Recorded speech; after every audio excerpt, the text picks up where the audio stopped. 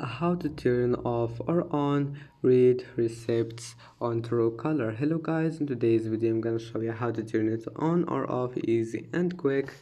First open Truecaller, and now you need to find this one.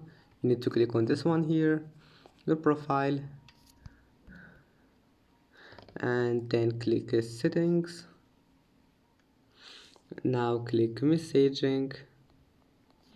Scroll all the way down until you find here read receipts, and that's it. Now turn it on if you turn it off if you want, and you can turn it on. It's easy, and that's